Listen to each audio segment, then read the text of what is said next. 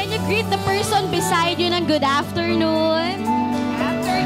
Ayan, so welcome to the house of the Lord. And today po, let's enter His gate with praise and thanksgiving in our hearts. And let's make a joyful noise to the Lord. Come on, let's worship Him.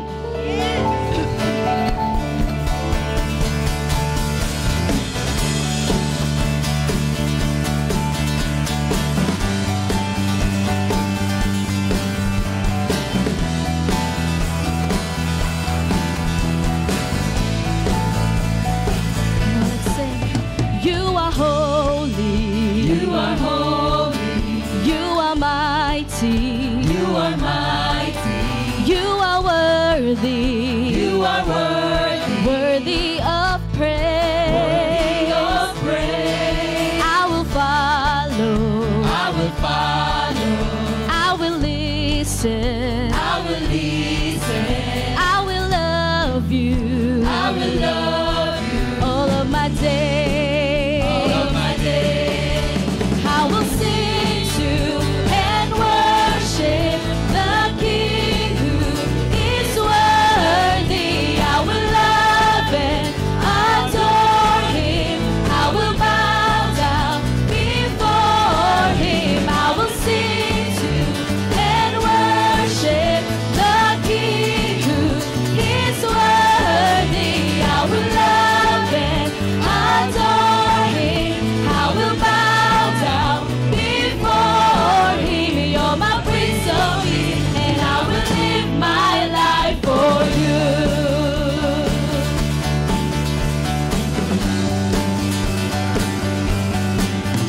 You are holy. You are holy. You are mighty. You are mighty. You are worthy. You are worthy. Worthy of praise. Worthy of praise. I will follow. I will follow. I will listen. I will listen. I will love you. I will love you. All of my days. I will sing. I will sing to and worship the King who is worthy. I will love and adore Him. I will bow down before Him. I will sing to and worship the King who is worthy. I will love and adore Him, and I will bow down before. I will sing to and worship the King who is worthy. I will love and adore Him. I will bow down before Him. You're my Prince of Peace, and I will live my life for you. Come on, let's all sing. You are Lord of Lords. You are Lord of Lords. You are King of Kings. You are mighty God, Lord of everything. You're Emmanuel. You're the great I am. You're the Prince of Peace. Who is the Lamb? You're the living God. You're my saving grace. You will reign forever. You are ancient of days. You are Alpha, Omega, beginning and end. You're my Savior, Messiah, Redeemer and friend. You're my Prince of Peace, and I will live my life for you.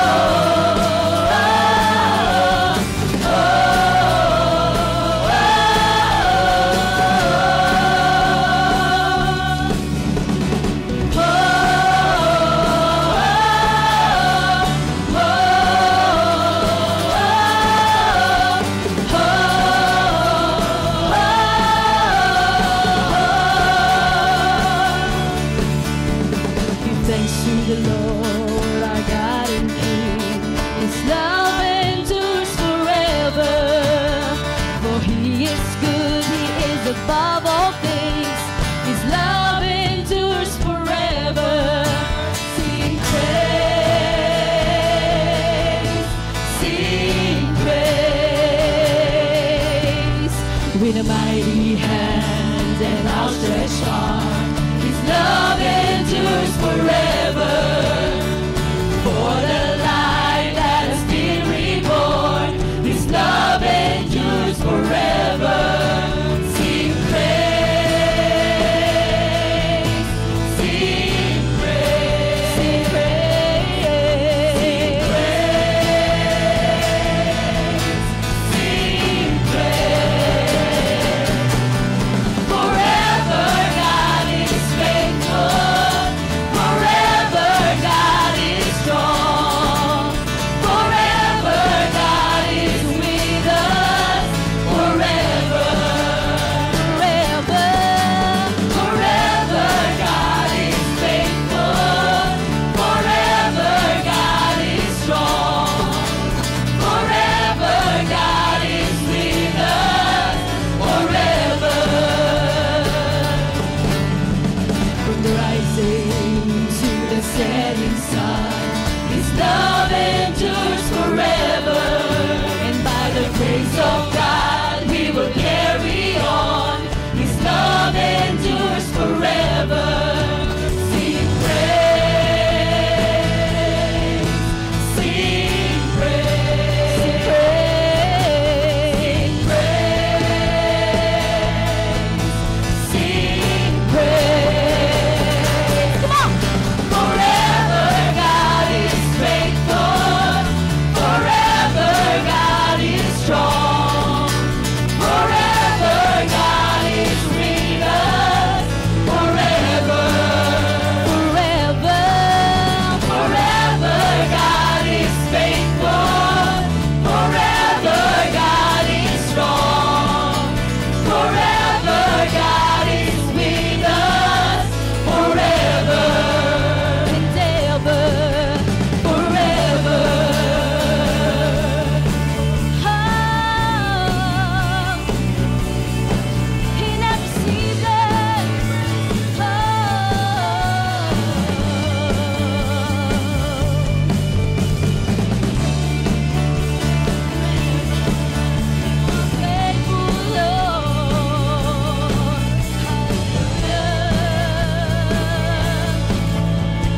Come on, everybody, let's sing His love endures forever.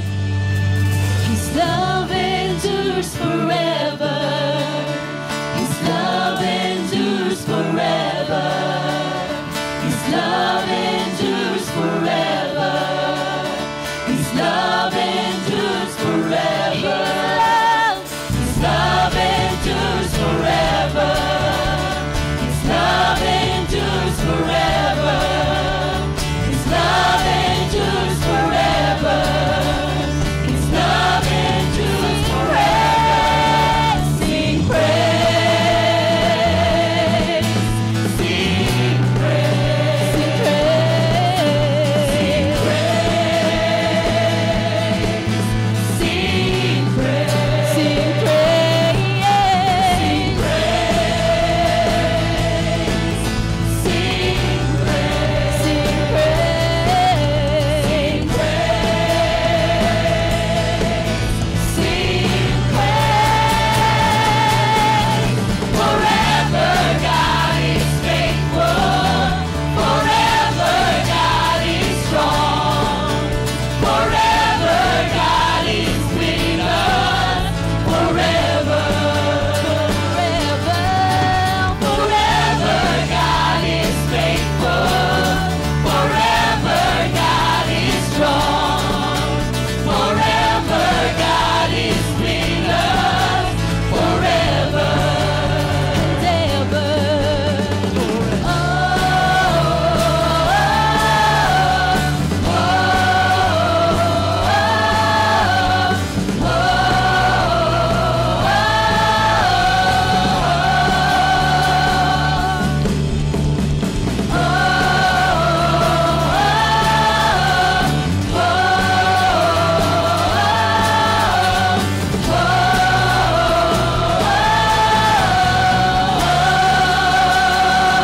Yes, Lord.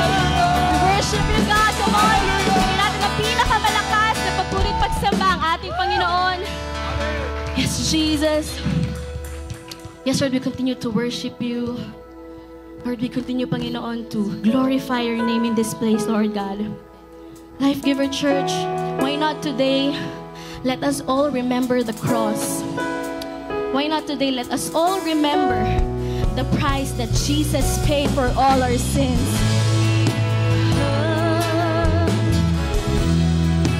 Oh, thank you, Jesus.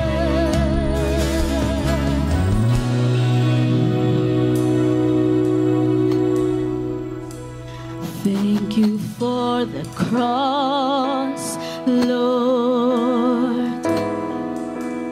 Thank you for the price you paid, bearing all my sin and shame. In love you came and gave amazing grace. Thank you for this love, Lord. Thank you for the nail pierces. Wash me in your cleansing flow.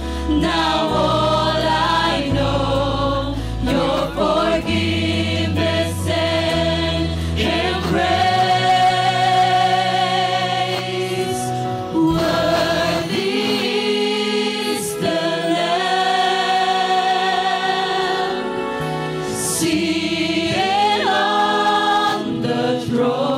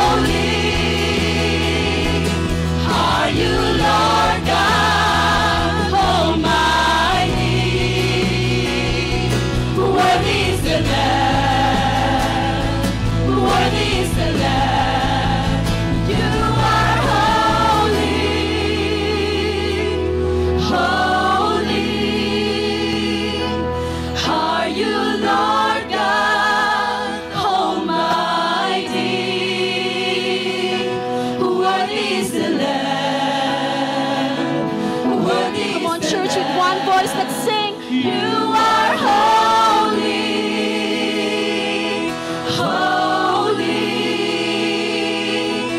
Are you Lord God Almighty? Worthy is the Lamb. Worthy is the Lamb. For the last time, let's sing. You are holy, holy. Are you Lord God Almighty? Worthy is the Lamb. Worthy is the Lamb.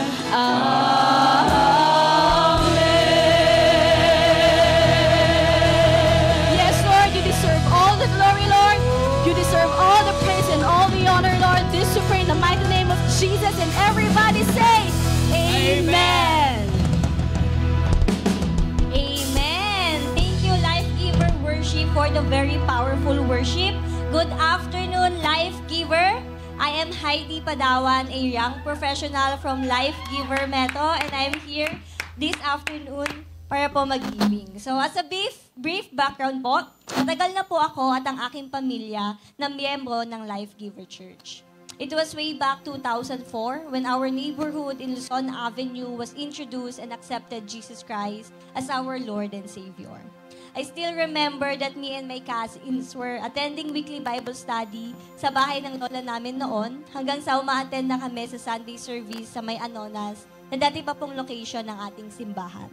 We were there po nung nag-transition from Anonas to Cubao. Noon pa man, alam ko na po ang konsepto ng pagbibigay. Hindi na po bago sa aking pandinig ang 10% na tithes, maging ang offering na dapat galing po sa puso. Hindi rin po naging madali para sa akin ang pagbibigay sa Diyos. My father is an OFW and my mom is a housewife. Kahit po OFW ang tatay namin, hindi po naging maluwag ang aming finances. Marami po ang utang ng parents namin noon para lang po matustusan ang pag-aaral ng 4 nilang mga anak at maging ang pang-araw-araw po naming mga pangangailangan. To the point na ang padala po ni Papa ay konti na lang ang matitira dahil nga po pinangbabayad sa mga nakapila na utang. Kaya simula bata pa lang ako, sobrang pinahalagahan ko na po ang pera. Tumatak sa isip ko at a young age na kailangan kong makapagtapos ng pag-aaral at magkaroon ng magandang trabaho para magkaroon ng magandang kinabukasan. My 2 older sisters even stopped their studies after high school dahil hindi kaya ng magulang namin na magbayad ng tuition at tustusan ang daily allowance. Ito ang dahilan why me and my sisters studied harder. We pressured and pushed ourselves to the limit para sa magandang kinabukasan. After graduating high school, akala ko po magiging katulad ako ng mga ate ko na kailangan kong tumigil ng pag-aaral. Pero by the grace of God, nakakuha po ako ng scholarship from the Rotary Club of Midtown QC na siyang tumulong sa akin upang makapagtapos. Hindi lang po ako, pero ang panganay po naming ate got sponsored by our beloved church to finish her studies while working, and my ate Queenie naman po was sponsored by our tito in Canada as well para makapag-college. Grabe po ang faithfulness ni Lord. 3 po kaming nakapagtapos ng college bilang mga scholars at wala pong nilabas na kahit magkano ang parents namin para sa aming pag-aaral. At ngayon naman po ang bunso naming kapatid ay scholar din po ng DOST on her first year college. Imagine, bata pa lang kami at hindi pa gaanong ka-faithful sa giving pero grabe po ang blessing ni Lord. While studying, I was active in ministry. From Life for Kids, tinuloy ko po ang passion ko to serve the Lord through media. Naging parte po ako ng media ministry at naging isang writer. Pero nagbago po ang lahat after I graduated college. Nagsimula po akong pumasok sa tinatawag nilang real world. Year 2019, hindi po naging madali ang unang trabahong nakuha ko. Sumasahod ng minimum pay, palaging OTY, at sobrang bigat po ng aking workload. This also led me to stop volunteering to church. Nawalan po ako ng oras sa Diyos, sa ministry, sa life group, at umikot po ang mundo ko sa trabaho at pera. Until pandemic came. Naging blessing in disguise na po ang pandemic para sa akin dahil nagising ako sa katotohanan na hindi ko po kaya si Lord, nawala si Lord sa buhay ko. Slowly, kahit online, bumalik po ako sa pag-attend ng Sunday service. At maging ang boyfriend ko po ay unti-unti ko rin napakilala sa Diyos. Hindi rin po hinayaan ni Lord na mawala ng family ko during pandemic. We are fed, wala pong nagkasakit, at lahat po kami ay tuloy-tuloy ang trabaho. Fast forward po to 2022. Sobrang na-drain po talaga ako ng aking first work to the point na inubos ko po yung naipon kong leaves at ginamit ko ng isang bagsakan. Nagpaalam po ako sa boss ko na mag-leave po ako ng isang buwan para magpahinga. Inubos po kasi ako ng trabaho, physically, mentally, and emotionally. After po nung 1-month leave ko, I decided to resign. Despite of my unfaithfulness, si Lord po ay naging faithful. Dito ko po napatunayan ang pagmamahal sa akin ng Diyos. Nakahanap po ako agad ng trabaho that pays competitively at ang maganda pa po niyan, work from home po ako. Dahil dyan, nagkaroon na po ako ng time umattend physically sa Sunday service. Naging part na rin po ako ng Young Professional Life Group. Hindi lang po ako, pero even my boyfriend decided to make Jesus as his Lord and Savior and being baptized as well. Kahit papano po ay nakakaluwag na rin po ang finances ng pamilya namin. Dito na rin po ako muling naging faithful sa aking giving. I joined the 36-month pledge sa pagpapatayo po nitong ating Project Solomon. Automatic po na binibigay ko ang tithes and offering via GCash kapag po sumasahod.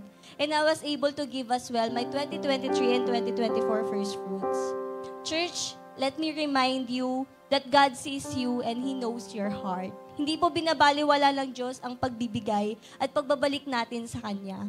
Sabi nga po sa Malakay 3:10, "Bring the whole tithe into the storehouse, that there may be food in my house. Test me in this, says the Lord Almighty, and see if I will not throw open the floodgates of heaven and pour out so much blessings that there will be not enough room to store it." Hindi po nagbe-base si Lord sa amount ng giving mo, but kung ano po yung laman ng puso natin every time that we give back to Him. When you give back to the Lord, hinahayaan mo po siyang i-bless ka palalo. At kapag naging faithful ka kay Lord sa giving mo, mas magiging faithful si Lord sa'yo sa blessings na matatanggap mo. And truly, God is true to His words. Akala ko po tapos na doon yung blessings ni Lord sa buhay sa akin simula nung bumalik ako sa Kanya. Pero hindi pa po pala. Last February 10 po, my boyfriend of almost 4 years asked for my hand in marriage. And we are planning to get married na po this 2024. Mukha lang pong high school pero ikakasal na. Before the end of the year, plan na rin po namin magpakasal. And grabe po yung blessing ni Lord. May mga tao pong nag-reach out para po tulungan kami and mag-provide po para sa aming kasal. And just recently po, I got a referral from a friend to a new company that she works at. I tried to submit my CV in my mind saying na wala namang mawawala kung susubukan ko. But with the grace of God, I got the position. Hindi po ako naghahanap ng trabaho pero binigay ni Lord. Remember po that my current salary pays competitively already. But this new work po pays even more. More than half po ng current salary ko. And this is also a remote work, meaning sa bahay lang po talaga ako madalas magtatrabaho. This breakthrough would really help me, my family, and our future. Sobrang tindi po, di ba, ng blessing ni Diyos sa buhay ko at sa pamilya ko. Hindi ko po alam kung deserve ko po lahat ng blessings na to na binigay ni Lord. Pero one thing po is for sure, God is faithful.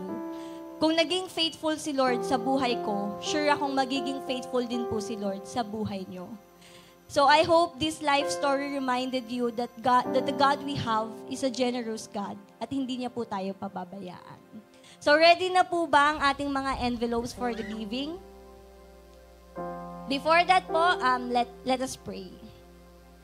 Father, thank you, Lord God, for the opportunity na binigay mo po sa amin to give back to you. And Lord, we just want to say thank you, Lord God, for your faithfulness in our lives.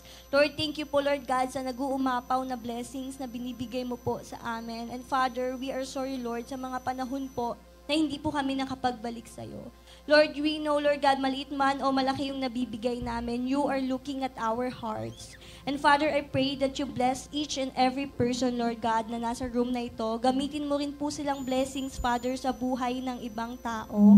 Lord God, we pray, Lord God, that you remind them, Father, that your hand arms are not short, not to reach and bless them. Lord, allow these people to experience your faithfulness in their lives and shower with your blessings and love that there will not be room enough to store it. Again, Father, we thank you for the blessings, Lord, and we are claiming, Lord God, the good news, Father, that we are about to receive this week. Lord God, we love you, we praise you, we bring back po all the honor, glory, and praises to your mighty name of Jesus, we pray. Amen. Life Giver Church, let us give cheerfully to the Lord.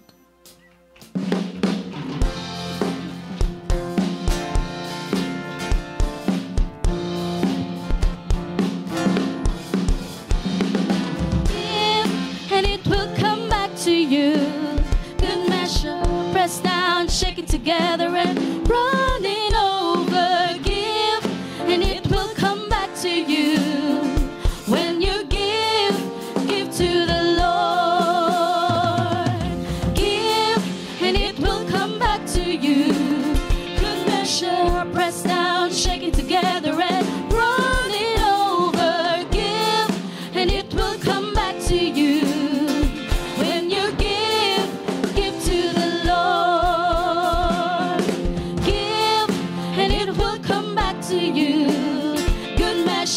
Pressed down, shaking together and running over. Give, and it will come back to you. When you give to the Lord.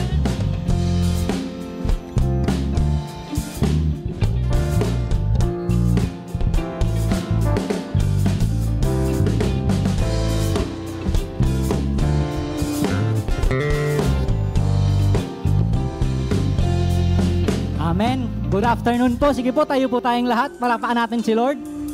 Ayan, sige po. 5 tao, 5 to 10 people. Can you roam around? Pakisabi po sa kanila. Ang ganda mo, ang pogi mo, ang bango mo. It's great to see you here sa ating 1 p.m. service. Amen. Sige po, kailangan makasampu kayo ha. Wow. Amen. Nakasampu na po bang tao? Ayan, no? Punong-puno po ang ating 1 p.m. service. Amen. Sige po, bago tayo mo po, manalangin po tayo. Lord, salamat po sa hapong ito na kami nagdiriwang and at the same time, we are about to receive the word that you have in store for us this afternoon. Dalangin po namin, buksan mo ang puso namin, pagalingin ang dapat pagalingin, bigyan ng kapahingahan, Lord, through the message that you have in store for us. Guide us po, in Jesus' name. Amen, amen, amen. Ayan, sige po, makakaupo na po tayo.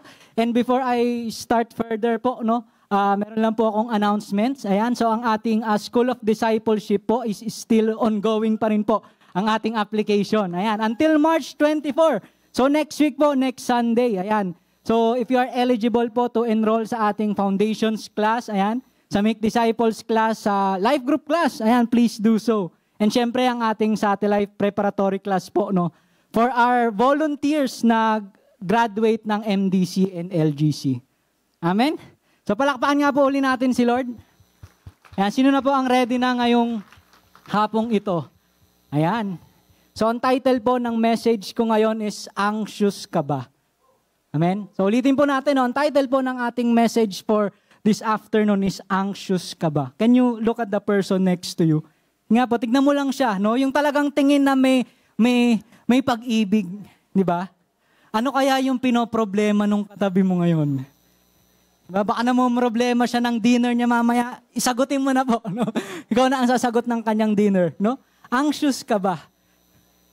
Whew! We're living in a world today po, no, na ang daming pwedeng pumatay, magnakaw ng peace of mind natin. Amen?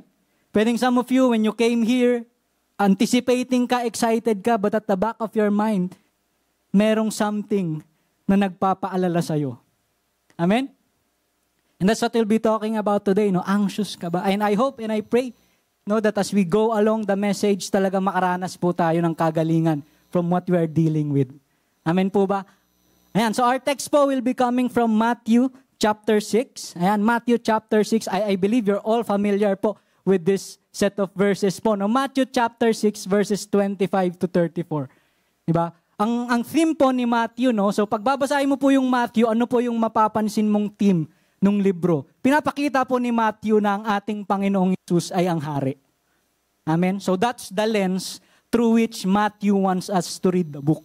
Every time babasahin ko yung Matthew, lulutang po yung tema na what? Na si Jesus Christ ang hari. Si Jesus ang Mesiyas. Amen po ba?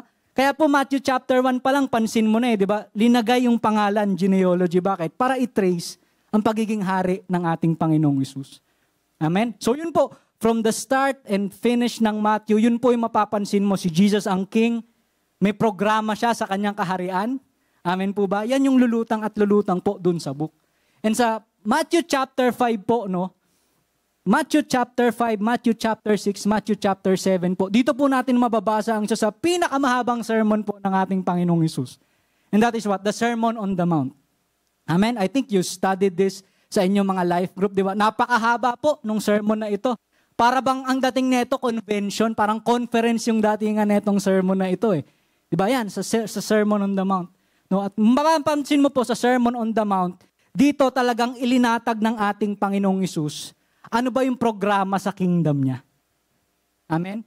Ano ba yung attitude na ine-expect ni Jesus from us if we are to follow Him and His kingdom? Kaya po ang daming issues na diniscuss doon sa Sermon on the Mount. Bakit? Linalatag po sa atin, sa kanyang audience, ito yung programa ko, ako yung hari, kayo yung mag-a-adjust sa akin. It's not the other way around. No? Si Jesus, ang hari, He is teaching us, ito yung programa sa kaharian ko. So yung babasahin po natin ngayon, parte po ito ng Sermon on the Mount. Sabi niya po doon, Matthew chapter 6, verses 25 to 34. Sabi niya doon, therefore I tell you, do not be anxious about your life, what you will eat or what you will drink, nor about your body. Ayan. No? Look at, is life not more than food and the body more than clothing? Look at the birds of the air. They neither sow nor reap nor gather into barns, and yet your heavenly Father feeds them. Are you not much more valuable than they? And which of you, being anxious, can add a single hour to his span of his life? And why are you anxious about clothing? Consider the lilies of the field, how they grow. They neither toil nor spin. And yet I tell you, even Solomon in all his glory was not arrayed like one of these. But if God so clothes the grass of the field, which today is alive, and tomorrow is thrown into the oven, will He not much more clothe you? O you of little faith. Tuloy pa po natin. Therefore do not be anxious, saying, what shall we eat? What shall we drink? Or what shall we wear? For the Gentiles seek after all these things, and your heavenly Father knows that you need them all. Verse 33, baka paborito mong verse to. Tama po ba? But seek first His kingdom and His righteousness, and all these things will be added to you. And na po natin sa verse 34, therefore do not be anxious about tomorrow, for tomorrow will be anxious for itself. Sufficient for the day is its own trouble. Bigat po nung sinabi ni Jesus. Tama po ba? And you know, I was just interested, bakit? Kung sinabi ito ni Jesus sa kanyang Sermon on the Mount, ibig sabihin po, alam ni Jesus Christ na yung mga taong susunod sa Kanya, yung mga taong magiging parte ng Kanyang kaharian, pwede nilang ma-encounter itong issue na ito. Amen? So, ibig sabihin po, sa programa ni Jesus Christ, this is the program of the kingdom, makaka-encounter ka ng mga bagay na pwedeng magpa-worry sa'yo, magpa-anxious sa'yo. But good news, because Jesus is also giving us the antidote, the solution para po ma-address natin ang mga kinakabahala, kinakabalisa, mga bagay na inaalala po natin. Amen po ba? So check po natin yung pag-uusapan po natin ngayon. So bago i-present ni Jesus Christ yung antidote, yung solution, pinakita niya po muna saan daw po ba madalas balisa ang tao. Yan. Present po ni Jesus, saan ba nababalisa ang mga tao? Unang kinakabalisahan po natin, what are we anxious about? Number 1, saan ba tayo na-anxious sa buhay? Unang-una po, tungkol sa buhay po natin. It's about our life. Amen po ba? Actually po, pag tinignan po natin yung word na anxious, so ginamit ko po sa ESV, pero pag tinignan nyo po sa ibang version, di ba, madalas nalalabas yung salitang worry. Di ba? Pag sa NIV, do not worry po ang translation. Sa ESV, do not be anxious. Pag titignan mo po yung word na anxious, the Greek word na ginamit po dyan is the word merimnao. Okay? So merimnao, ibig sabihin po ng Greek word na yon, to worry. So mag-aalala ka. Pero kung titignan mo pa yung pinaka-root word po nung salita, ang ibig sabihin po niya ay related po sa salitang divided or division. So ibig sabihin po, yung salitang worry, no, kung paano siya present ng scripture, minibigyan kanya ng idea na pag nagwo-worry ka daw, hati-hati daw po yung iniisip mo. Amen? So kanina, nag-worship ka dito, tama po ba? I worship you, Almighty God. Pero at the back of your mind, ano kayang kakainin namin mamaya? Sino dito ganun? Amen? Kanina magbibigay ng giving, ganda ng exhortation. Nung ilalaglag mo na yung envelope, napaisip ka bigla, baka kulangin kami ng mga anak ko ng pambayad sa bills. So, binibigyan ka agad ng writer ng idea na pag worried ka, pag anxious ka, hati-hati yung iniisip mo.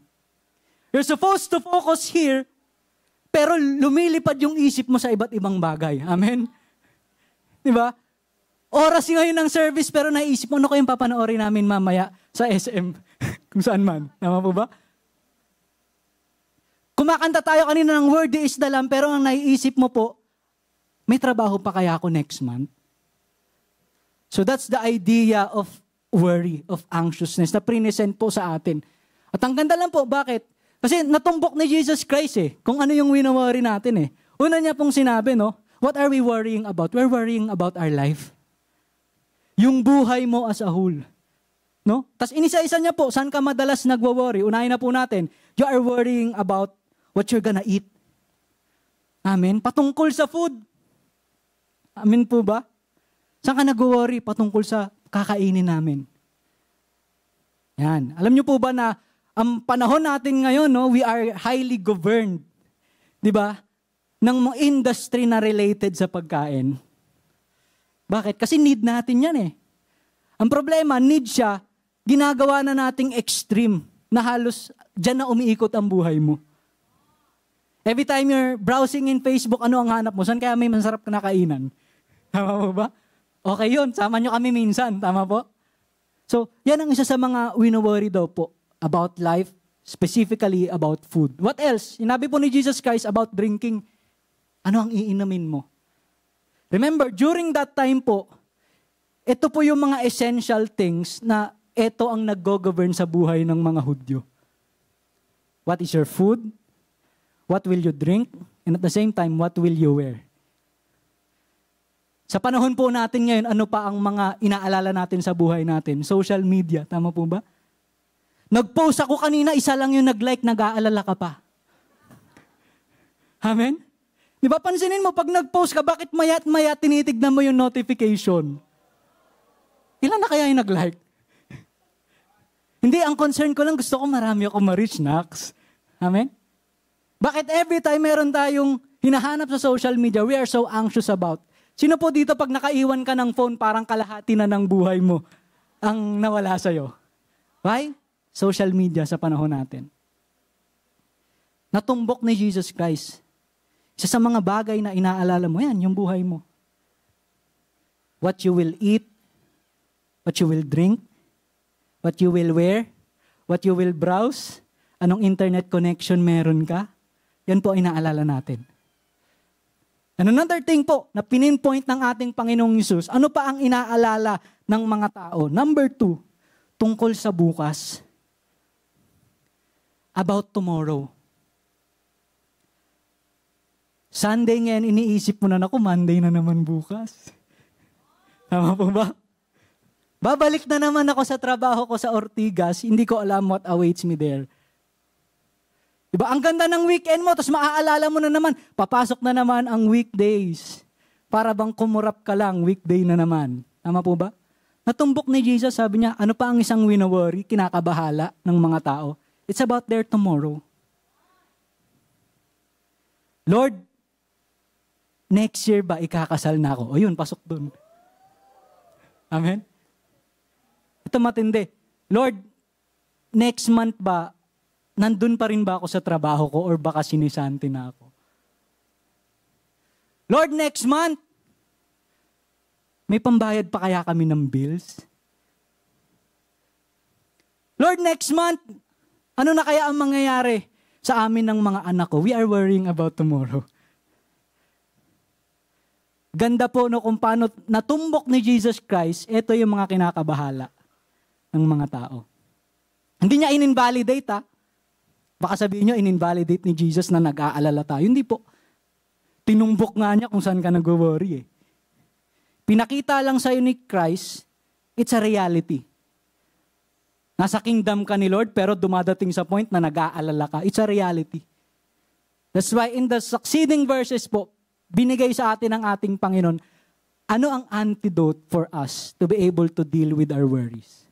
Amen? Sino dito ang gustong matuklasan? Paano i-deal ni Jesus Christ ang worries po ng bawat isa sa atin? Amen? Madaming points po ito, 7 points, no? So siguro mga 6:00 tapos na po tayo. Ayan. Okay? 7 points, no? Ano po ang antidote ni Jesus for worry? So I hope you follow me po, no, as we go along the points. Number 1, paano ipapakita ito ni Jesus Christ? Number 1, by showing the importance of your life. Ayan. Showing the importance of your life. Sabi niya po doon, no? Therefore, I tell you, do not be anxious about your life. Ayan, hinighlight na po natin. What you will eat, what you will drink, nor about your body, what you will put on. Is not life more than food, and the body more than clothing? Sabi ni Jesus, ang problema daw po ng worry, hindi mo naiintindihan na ang buhay mo ay hindi lang yan patungkol sa kinakain mo at naa-acquire mo. Ulitin ko po. Sabi ni Jesus Christ dyan, is not life more than food and the body more than clothing? Bakit ka nag-worry? Kasi ang buhay mo umikot na lang sa pagkain, sa trabaho, at sa mga bagay na makaka-acquire ka ng wealth. You forgot that there is more to that pagdating po sa buhay po natin. And that is what Jesus is addressing here. Baka nakalimutan mo na, hindi lang dyan patungkol ang buhay. Baka nakalimutan mo na ang buhay mo hindi lang patungkol sa pagtatrabaho. Amen. Ang buhay mo hindi lang patungkol sa pagkita ng pera. There's more to life than that. And that's what Jesus explained here. Jesus' antidote for worries, ipakita sa'yo. Ano ba talaga yung buhay? Amen?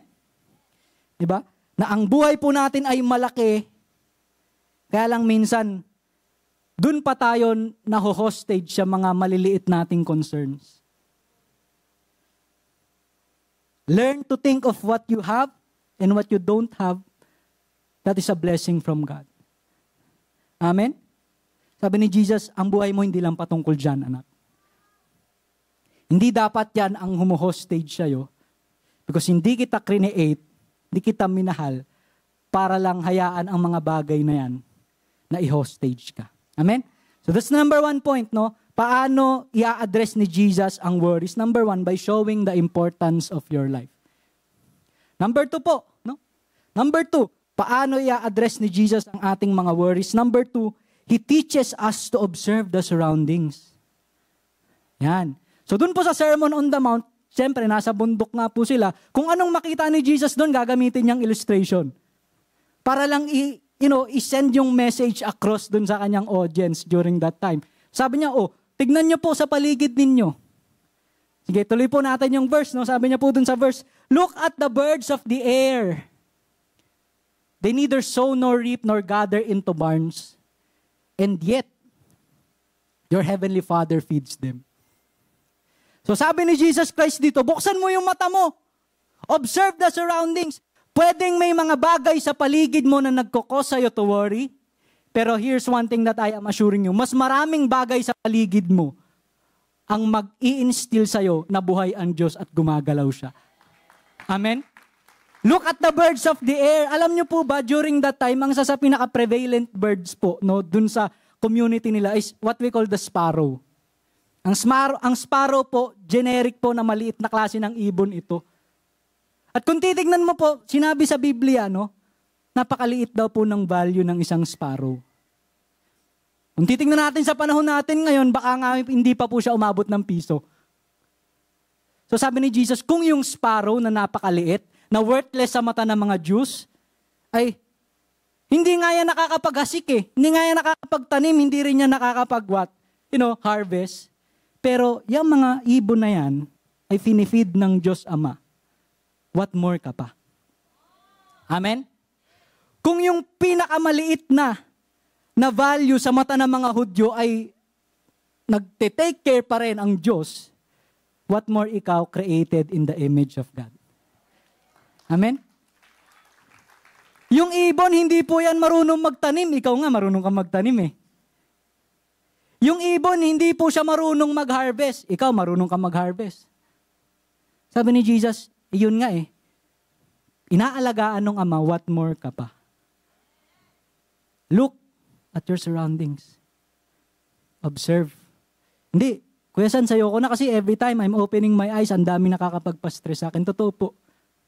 Pero sana buksan mo din yung mata mo. Dahil maraming bagay din na ginagawa ang Diyos para makita mong gumagalaw siya sa kabila ng mga nakakapagpa-stress sa'yo sa mundong ito. Amen?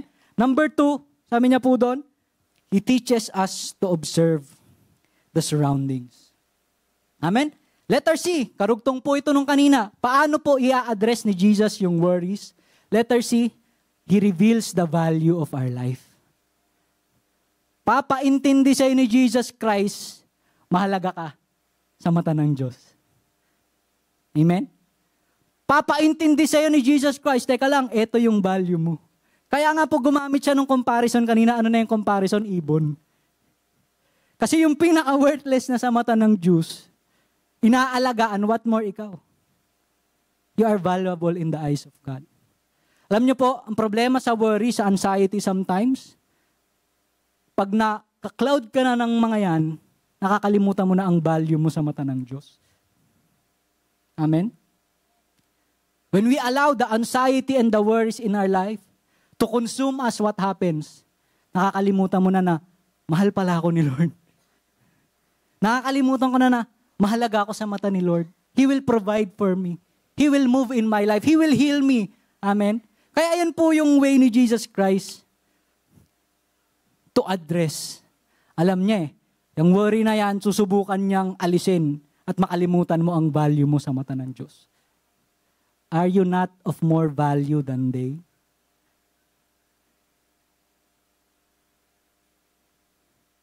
What to remember po, no? If you are battling with anxiety, with worries in your life, anong dapat mong alalahanin? Remember your value. Ang mga pinahahalagahan, hindi kailanman pinababayaan. Amen? Pag may anak ka po, di ba, kahit ang hirap na ng buhay, you will do your best na hindi mo mapabayaan yung anak mo. Bakit? Mahalaga sa akin yung anak ko eh. Sabi ni Lord, anak, mahalaga ka sa mata ko. You're worried about your future, what you will eat. Di kita pababayaan. Amen? So that's the number 3 po, no? Paano i-address ni Jesus ating mga worries? Number 3, by revealing the value of our life. Yan. So letter D po, no? Another one, paano po ito i-address ni Jesus? By completely debunking anxiety and worries. So sabi ko po kanina, hindi in-invalidate ni Jesus, di ba? Totoo po, pwede kang makaranas niya, nararanasan mo yan kahit Christian ka na Totoo po na kahit nagsaserve ka sa church, at the end of the day, pwedeng may mga bagay na, alam mo yon, nang hostage sa isip mo.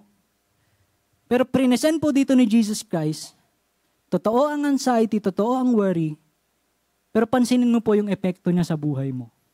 Basahin po natin yung verse, no? Sabi doon, and which of you by being anxious can add a single hour to his span of life? What is Jesus saying? Sino dito nung nag-worry ka, humaba lalo yung buhay mo? Diba? Nung nag-worry ka, lalo kang lumakas. Ay grabe, gumaling ako sa sakit ko simula nung nag-worry ako. Hindi po.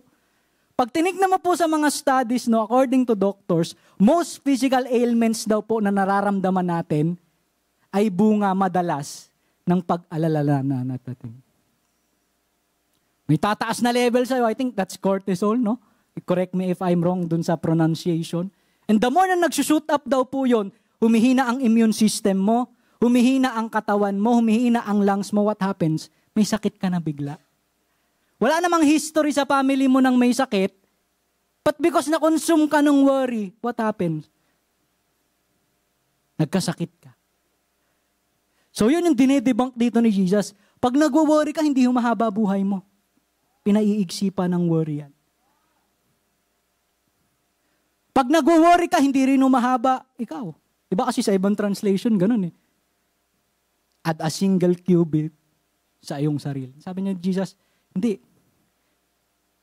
Which of you by being anxious can add a single hour to his span of life? Every time you are worrying, every time you allow anxiety to consume you, hindi po siya beneficial. At natumbok ito ni Jesus Christ, susunod kayo sa akin, nasa programa ko kayo, diba? Kailangan i-battle natin ito. Follower ka ni Jesus Christ, this is something that Jesus wants to help you address. Mapagaling. Amen? Which of you, by being anxious, can add a single hour to your life? Diba? Worry steals our life. Ang saya-saya naman ang nangyayari sa pamilya mo, pero dahil inaalala mo yung mga bagay, yung mga what if sa makalawa mamatay ang ganito kapamilya ko. Ang saya-saya, di ba? Pero nung naisip mo yun, para ka nang nalumpo bigla. Hindi pa naman nangyayari, tama po ba? Pero ganun ang gagawin ng worry. Wala siyang dinadagdag, may binabawas pa sa buhay mo. Amen? Imagine mo yun, wala ka nang ambag, nanguha ka pa. Diba ganun daw po yung worry? Ganun po yung anxiety sa atin. Wala ka nang dinagdag na maganda, nanguha ka pa ng maganda sa buhay ko. Kaya sabi ni Jesus, maganda, ma-deal natin yung anxiety and worries natin. Amen po ba? It steals our life, it steals our time, it steals the future. Na supposedly linalakaran mo. Pero hindi mo malakaran, bakit? Balisa ka na sa takot. Sabi ni Jesus, walang magandang idudulot ang worry and anxiety sa iyo. My prayer po ngayong hapon, tulungan tayo ni Jesus ma-address yan. Amen? Another one, no? Sabi ko nga po, mahaba po yung points natin, di ba? 6:00, tapos na tayo. Letter E, no? Another point po, ano po ang gagawin ni Christ to address the worries? He teaches us to learn or consider. Ulitin ko po, no? He teaches us to learn or consider. So, basahin po natin yung verse. So, parang redundant to kanina di ba? Pero iba na yung ginamit niya na word. Sabi niya doon, why are you anxious about clothing? Consider the lilies of the field. Ano po yung lily? Mga halaman po. Eventually, gagamitin daw po yan panggatong. Consider the lilies of the field, how they grow, they neither toil nor spin. Kaya mga halaman na yan, hindi nga yan nagpapagal, hindi yan umiikot. Tuloy po natin, no? Yet I tell you, even Solomon in all his glory was not arrayed like one of those. Si Solomon na nga na pinakamayaman, di ba? Sa history po nila ay walang sinabi, walang binatbat kung paanong binibihisan ng Diyos yung mga lilies, yung mga halaman. But if God so clothes the grass of the field, which today is alive and tomorrow is thrown into the oven, will He not much more clothe you, O you of little faith? So anong sabi dito ni Jesus? Learn. Ba? Pag-aralan mo yung galaw ko, anak. If you are worried, something is taking hostage ng iyong isip, diba? Lord, maka-graduate pa ba ako on time? Lord, mako-complete ko ba yung studies ko? I'm struggling with my finances. Lord, makakapag-supply ba kami sa pamilya ko? Sabi ni Lord, anak, buksan mo yung mata mo, matuto ka, pag-aralan mo kasi gumagalaw ako. Amen? Gumagalaw siya, no? Sabi niya, yun nga mga grass dyan eh. Walang bilang lang sa inyo yan, pero I take care of that. Bakit? Para i-remind ni Jesus sa atin, sa kanyang audience, gumagalaw ang Diyos. In the midst of our worries, may struggles ka financially na talagang, Lord, kung na alam, saan kami kukuha ng pera?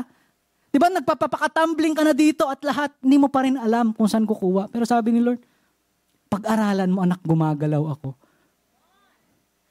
Di ba unang semester mo pa lang, problema mo na yung pera? Fourth year ka na, gagraduate ka na. Ano ibig sabihin nun? Gumalaw ang Diyos sa buhay mo. Amen? Pampanganak pa lang, pinoproblema mo na yung pera. Yung anak mo ngayon, hinahabol mo na. Ayan na po, ayan o.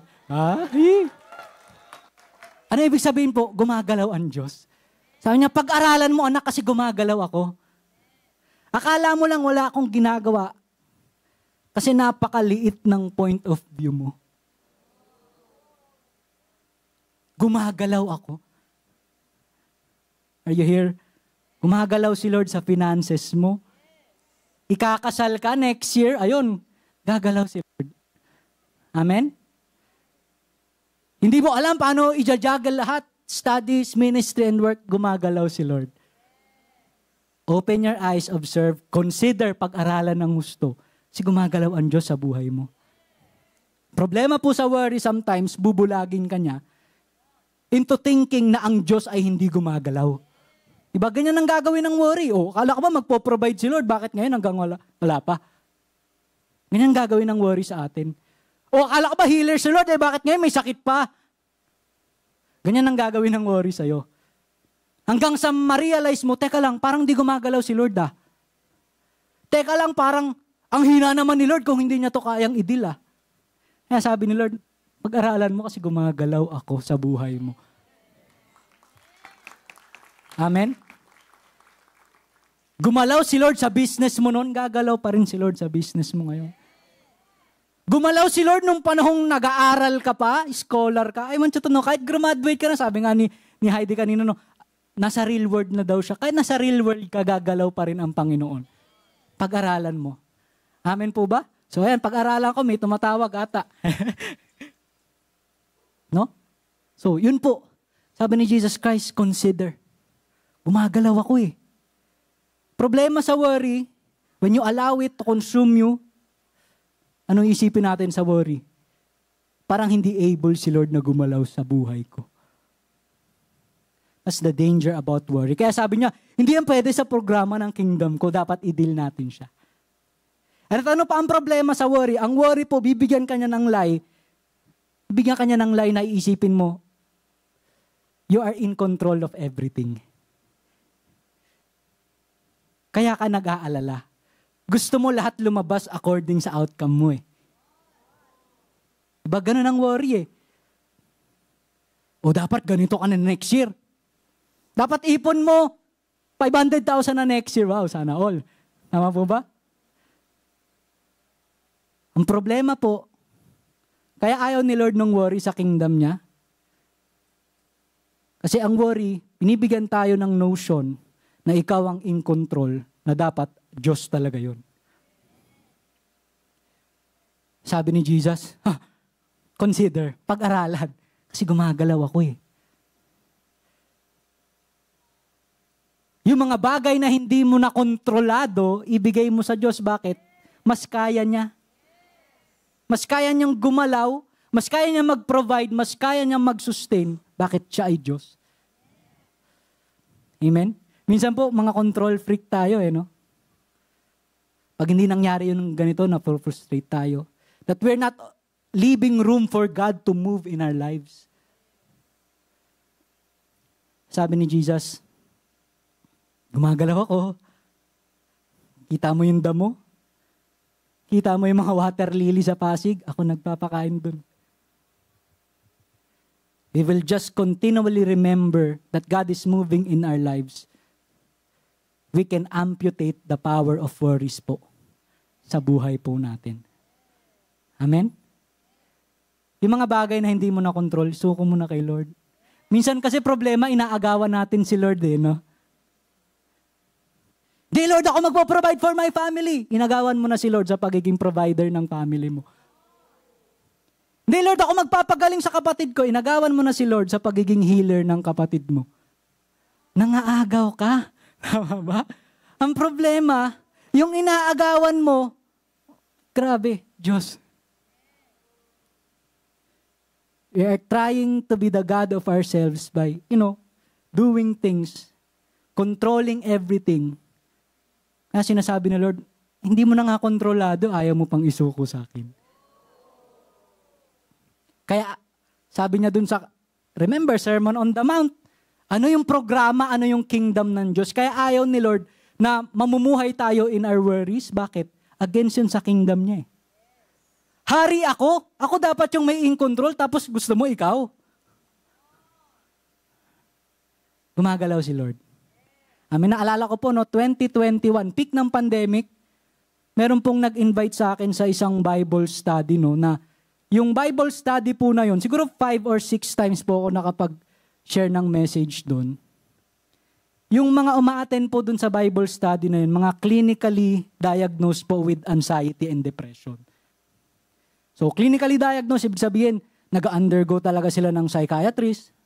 May mga medication talaga silang tinitake, no? May mga psychologists po talaga na from time to time nagbabantay po sa kanila. So, na-invite po ako to share. Siyempre, maingat ka dapat pag mag-share ka sa ganun. Hindi sila pwedeng ma-feel invalidate. Tama ba? May mga taboo words bawal mong sabihin pag a-attend ka sa ganun. So ako, trinay ko po, sige. I was very careful during that time. You know, some of those people there I became friends with. And there will be moments po na mag-share sila sa akin. Mag-open up po sila tungkol sa kung ano yung pinaka nagiging dahilan bakit nag-shoot up yung anxiety levels nila. Nakikinig po ako, no? Minsan kinakabahan nga ako kasi kakayanin ko ba itong i-share niya? Diba? Ganun yung feeling parang counseling ang dating. You know, there's one common thread po na narinig ko from them. Bakit laging nag-shoot up yung anxiety levels? Kasi marami palang factors po bakit nag-shoot up yung anxiety levels at depression levels. Pwedeng sa lifestyle daw po, yung lagi kang puyat, naku po, sino ba laging puyat? Diba? Yung mali ka ng kinakain, pwede daw pong mag-cause ng anxiety yun. Pero one of the common major things po na narinig ko from them, bakit laging ang lakas ng atake ng anxiety? Sabi po nila sa akin, because there will be moments na binimeditate namin ng gusto yung mga bagay na hindi namin kontrolado. Ito po yung mga tao na literal, minsan magsi-seizure sila because inaatake po sila ng anxiety nila. And you know what I realize? Kung yung maling focus, no?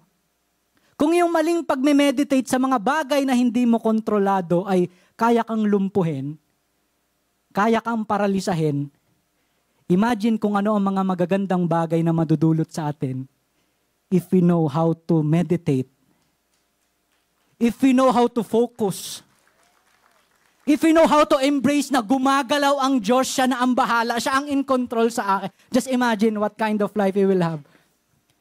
We will meditate on those. Sabi ni Jesus, consider pag-aralan. Bakit? Gumagalaw ako May pinanalangin ka dati na akala mo hindi ko sinagot. Gumagalaw pa rin ako. May binigay ako sa'yo na matagal mong hiningi. Hindi ko binigay. Gumagalaw pa rin si Lord.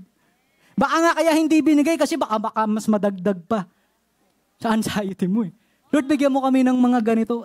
Sabi ni Lord, baka hindi mo kayanin, lalo ka ma-stress. Consider pag-aralan. Gumagalaw ang Diyos sa finances mo, sa education mo, sa pamilya mo, sa pag-aanak mo, sa marriage mo, gagalaw at gumagalaw ang Lord. Consider, pag-aralan, pagbulay-bulayan. Amen po ba? So what to remember? No? What to remember po? No? Remember His works. Gumagalaw si Lord. Ang Diyos ay gumagalaw at kumikilos sa Kanya mamag-asa at magtiwala ng lubos-lubos. Mga bagay na hindi mo kontrolado, kapatid, suko mo na kay Lord. Mas able si Lord i-manage yan kesa sa'yo. Alam ko magaling ka manager. Alam ko magaling ka mag-juggle, pero may mga bagay na mo na kayang gawin. Pagkatiwala mo na dun sa may kaya. Amen? May share po ako sa inyo. Yung anak ko po, yan. Magto 2 months po siya na this next week. Alam mo po, sa loob ng 1 buwan, hindi ko po siya napapatulog, to be honest. Hindi ko po siya napapatulog. Kahit ano pong gawing hele yung gawin ko, di ba, yung may sayaw-sayaw ka na, umihele ka na, di ba, may kanta ka ng kung ano-ano, hindi ko talaga siya mapatulog. Yung asawa ko po, ang galing niyang magpatulog. Minimimik ko na rin, replicate ko na yung ginagawa, hindi talaga Napo-frustrate po ako parang first 2 weeks. Sabi ko, grabe, ayaw matulog ni Zion sa akin. Sabi ko, Camille, ikaw na yung pagkakatiwalaan ko dyan. Kasi ikaw yung magaling dyan. I'm putting my trust in you to let our son go to sleep because I know I have full capability and trust in you. Kaya mo siyang patulugin. Ako hindi eh. Amen? Gagawin ko yung mga bagay na kaya kong gawin, yung mga hindi ko kaya, ipagkakatiwala ko dun sa mas able sa akin. Kaya ko siyang hugasan ng puwet. Kaya ko siyang paliguan, kaya ko siyang guluhin at gisingin, pero patulugin, ay, hindi ko po kaya. Pagkakatiwala ko siya kay Camille. Bakit? Mas able siya patulugin yung anak ko. Ganun din po sa buhay. Yung mga kaya mong kontrolin mo. Yung mga hindi, bigay mo sa Diyos. You are amputating the power of worries in your life when you do that. Gumagalaw si Lord, kumikilos si Lord, sa Kanya ko pagkakatiwala yung mga hindi ko kaya. Amen? Magtrabaho ka by all means. Walang masama. Galingan mo sa studies mo, walang masama. Pero yung mga outside of your control, bigay mo na kay Lord. Diyos siya eh. Mas kaya niya. Amen po ba? What to remember? Remember His works. Ang Diyos ay gumagalaw at kumikilos sa Kanya mag-asa at magtiwala ng lubos. Lubos. Amen? So that's letter E, no? May 2 points pa po. O sakto po. Sa natitirang oras ko. No, letter F, no? Letter F, paano po i-address ni Jesus Christ ang ating mga worries? Letter F, He asserted the value of prioritizing the kingdom of God. Basahin po natin yung verse. Baka favorite verse mo to eh. But seek first the kingdom of God and His righteousness, and all these things will be added to you. So, kung titignan mo yung context ng verse na to, what's the context? Related pala siya sa worry at anxiety. Amen? Diba, pag January, yan po ang main theme natin, seek first. Tama ba? But if you look at the proper context, saan siya lumabas? Sa panahong ina-address ni Jesus Christ ang pagkabalisa at pagka-worry ng kanyang mga sumusunod sa kanya. But seek first the kingdom of God and His righteousness, and all these things will be added to you. Sa makatawid po, tingin po kayo sa akin, yung worry pala, it's an indication na hindi tama yung priorities mo. Ulitin ko po, posible pala na kaya ka balisang-balisa, kaya pala paralisado ka by worry. Bakit? Mali yung priority mo. Ang issue, anxiety at worry, anong sagot ni Jesus? Priority. What are you prioritizing? Sabi niya, seek first the kingdom of God. Pag sinabing seek first, Jesus is talking about priority. Anong inuuna ko? Anong inuuna natin? Nasa programa kita, nasa kingdom ka, seek first the kingdom of God and His righteousness. So kung ang worry po ay indication na mali ang priority ko, then it's a reminder to us to check our priorities. Amen? Seek first the kingdom of God and His righteousness, and all these things will be added to you. 2 bagay yung hinighlight ni Jesus. Ano daw yung una mong isisik? Ano daw ipa-priority mo? Sabi niya, number 1, the kingdom of God. Yan. The Greek word is the word basileia. So, di ba, pag pumupunta ka ng mga malalaking simbahan, basilika, dyan po nakuha yung word na yun. Bakit? Kasi pag sinabi pong basileia, meron daw pong kaharian, tas meron daw hari na nag-govern doon. So, by Jesus emphasizing this, what is He trying to tell to us? Gusto mo ma-address yung worries mo? Mag-submit ka sa kaharian ko. Gusto mo tulungan kita na ma-overcome ang mga kinakabalisahan mo, sabi ni Jesus Christ, let my kingdom, let my kingship reign over your life. Binalik lang niya, ano yung goal niya sa Sermon on the Mount, ituro sa iyo yung programa ng kaharian niya. Mali. Ang priority, definitely, resulta yan ng worry.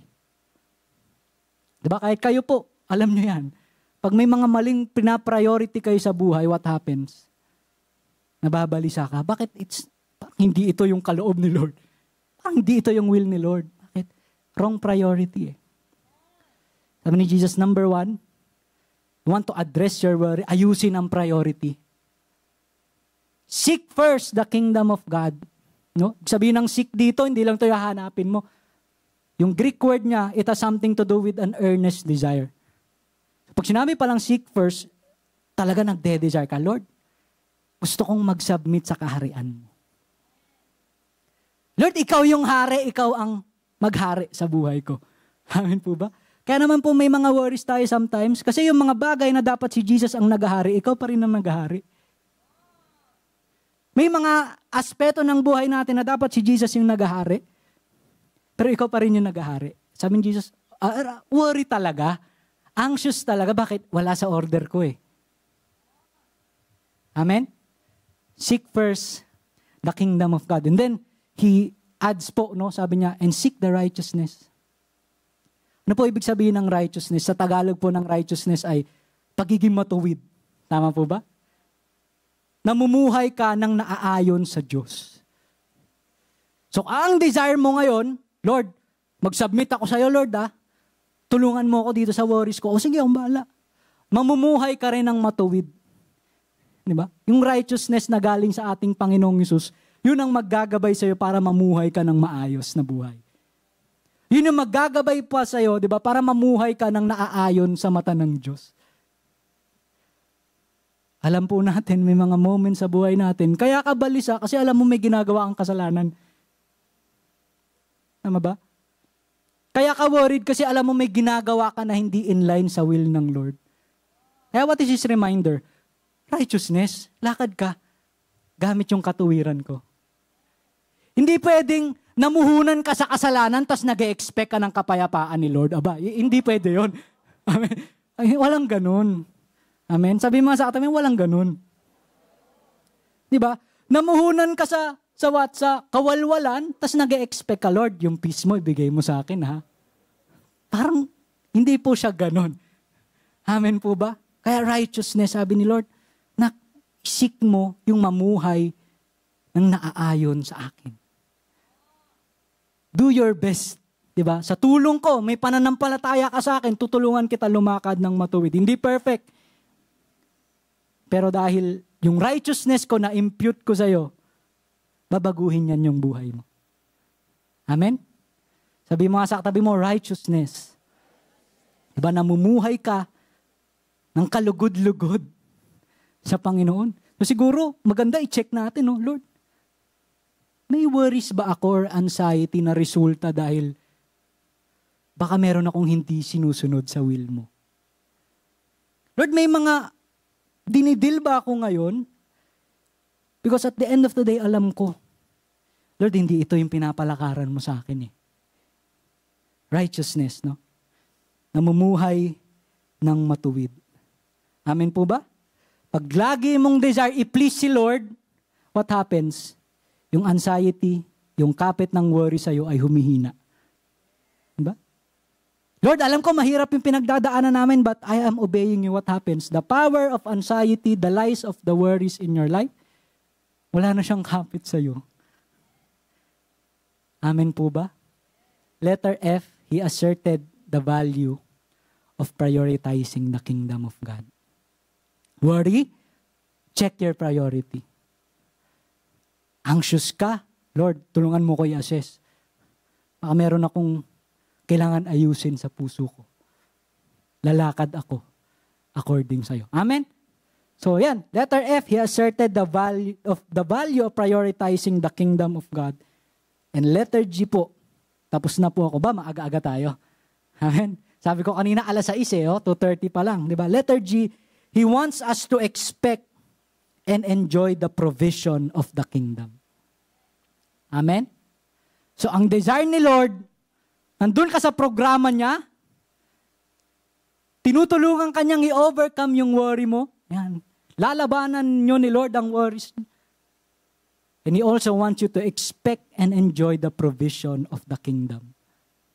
Pag nasa kingdom ka ni Lord, ano ang sistema? Expectation. Nag-e-expect ka. Amen? Nag-e-expect ka na, Lord, gagalaw ka rin dito, ha? Dati ka pa naman gumagalaw pero mag-e-expect pa rin ako, nagagalaw ka pa rin. He wants us to expect and enjoy the provision of the kingdom. Basahin po natin yung verse, no? Ayan. So, and all these things will be added to you.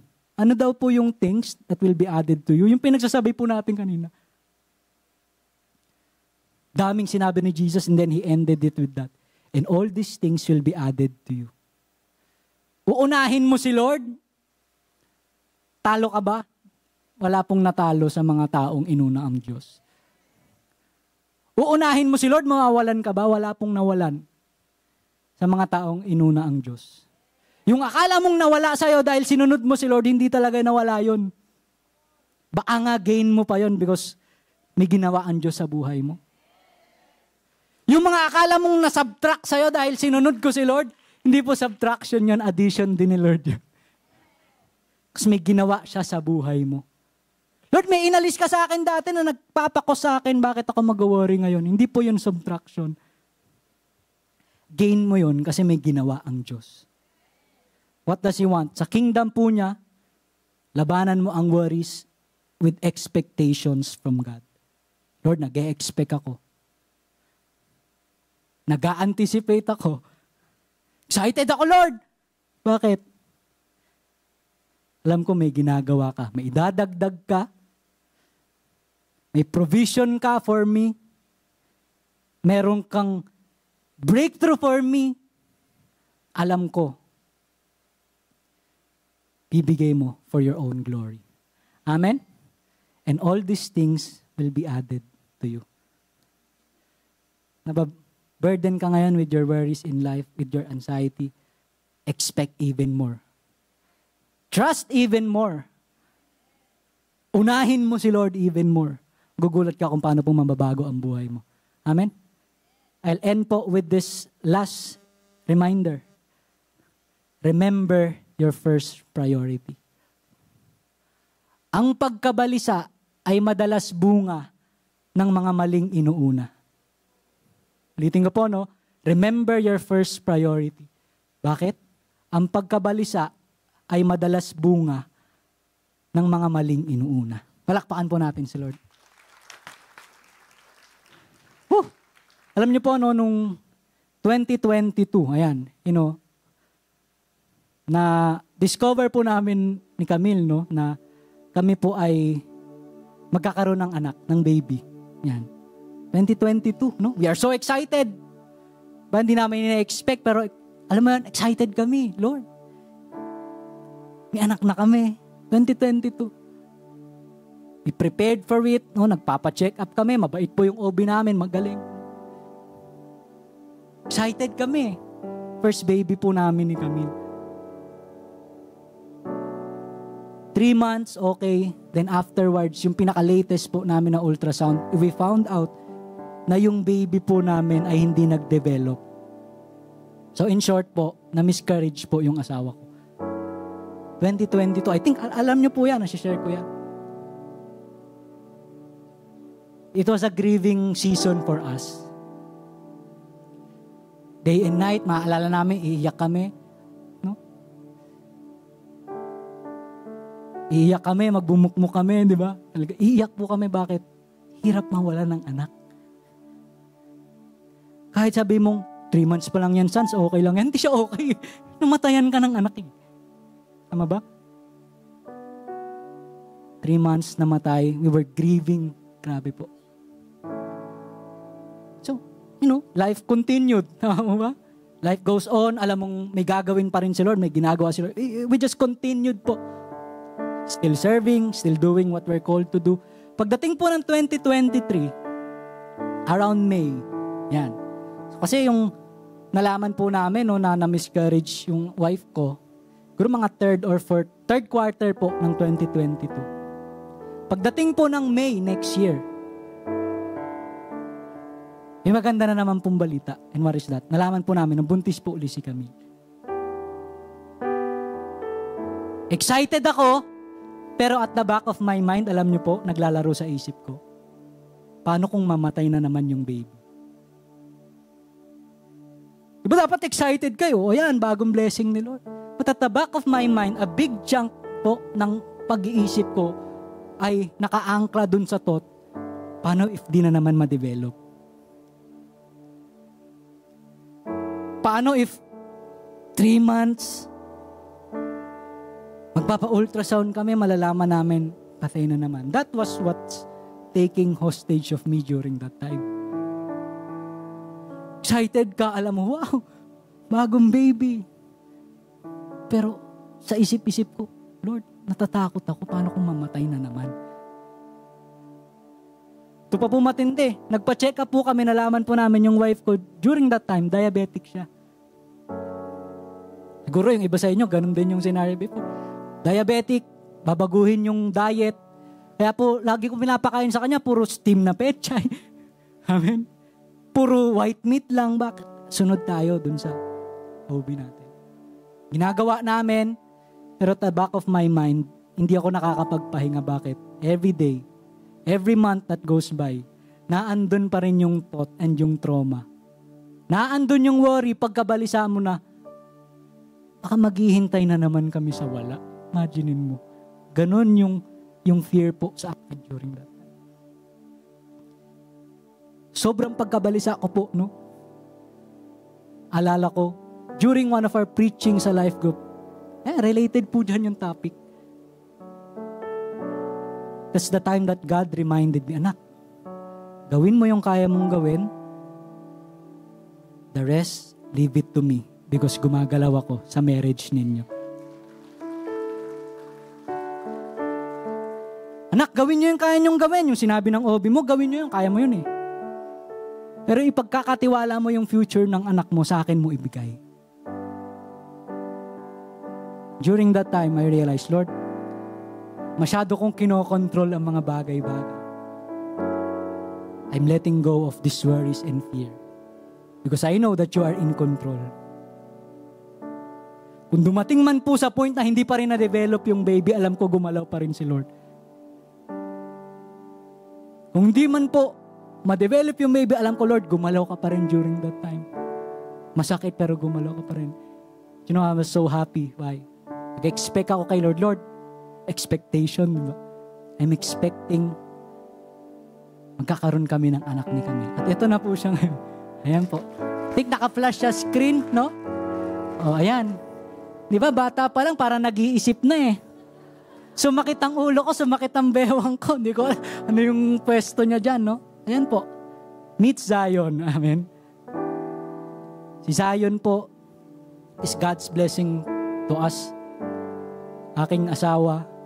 Doon ko na-realize na pwedeng matagal ka na kay Lord, pero maraming magagandang bagay pa na gagawin si Lord sa buhay. Na pwedeng hindi mo lang makita. Bakit? Binubulag ka na ng worries. Binubulag ka na ng takot. Binubulag ka na ng anxiety mo. Let God do His work. Magugulat ka kung paano siya tatrabaho sa buhay mo. Amen? Tatayo po tayong lahat. Amen? Alam niyo po, totoo yung anxiety. Totoo po na may mga bagay na magkukos ng worry sa'yo. It is true. Anxiousness is true. Worry is true. But so is Jesus. Amen? So is His works. Totoo may anxiety, totoo may worry, pero di ba totoo din na merong Diyos na kaya kang pagalingin sa mga bagay na yan? Totoo na may mga bagay sa paligid natin, sa future natin, na hindi natin alam na nagkakos sa atin matakot. But it is also true that we have a God who holds our future. That we have a God who can provide for each and every one of us.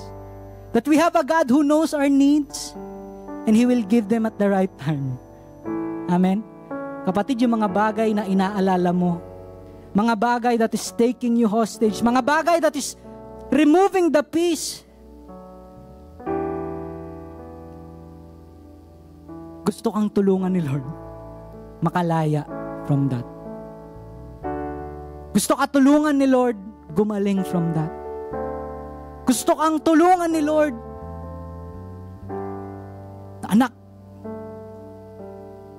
For the longest time, hinahawakan ka ng mga worries mo. Hindi ka makaalagwa ng gusto. But I want you to be healed from those worries and fears, from the traumas, from the anxiety that has been plaguing your life. Hindi mo makita yung galaw ko because yan lang ang nakikita mo. Hindi mo nakikita yung magandang plano ko because yan ang nagko-consume sa'yo. Brothers and sisters, why not this afternoon? We allow the Lord to remove the reins of those worries in our minds at hayaan mo na panghawakan ng Diyos ang isip, ang puso, ang pangangatawan, ang finances mo, ang health mo, ang pamilya mo, ang future mo. Why not this time around, Lord? Hindi ko nakakaya. Masyado ko nang kinontrol ang mga ito and I ended up being fatigued. I'm surrendering it to you, Lord. Kasi mas capable kang hawakan ng future ko. Mas capable ka hawakan ng pamilya ko. Mas capable ka hawakan ng finances ko. Mas capable ka hawakan ng marriage ko. Mas capable ka, Lord, na hawakan ang anak ko. Mas capable ka hawakan ang pag-aaral ko, Panginoon. I'm surrendering it all to you. Jesus. Amen. Brothers and sisters, just hold our heads right now. Sige po, hawakan po natin yung ating mga ulo. Kung ano man ang mga bagay na nagbibigay ng kabalisaan sa iyo, pag-alala, mga kasinungalingan na itinatanim sa iyo, we declare right now the power of Jesus to heal you from the worries that has been plaguing you for so long. We declare right now that the word of Jesus be instilled sa aming mga isip. Lord, kung meron kaming papakinggang salita, hindi yung salita na galing sa worry. Hindi yun yung pangako at salita na galing sa iyo. Yes, Lord God. Lord, just declare right now, you touch our brothers and sisters in this place. Bigyan mo ng kapahingahan ng bawat isa dito, Panginoon. Pagod na sila, Lord, kakaisip. Pagod na sila, Lord, kakamanage. Pagod na sila, Lord. I pray that you renew their minds. Heal their minds, Panginoon. So that they will not be taken hostage of these anxieties and worries sa buhay po nila. Hallelujah, Lord Jesus. Yes, Lord God. Amen. Lord, salamat po, Panginoon. Because this afternoon, alam namin may binunot ka. Alam namin may tinanggal ka. Alam namin may binago ka sa buhay ng bawat isa sa amin. And we will forever hold on to that. That we will, through your help, battle our anxieties and worries. Because meron kaming Diyos na aming kapanalig. Meron kaming Diyos na patuloy nagtuturo sa amin. Meron kaming Diyos na patuloy nagpapalakas sa amin. We don't know what the future holds, but what we do know is we have a God who holds our future, and we are putting our trust in you. Salamat po, Panginoon. To you be all the glory, the honor, and the praise. In Jesus' name we pray. Amen. Amen. Palakpakan po natin si Lord.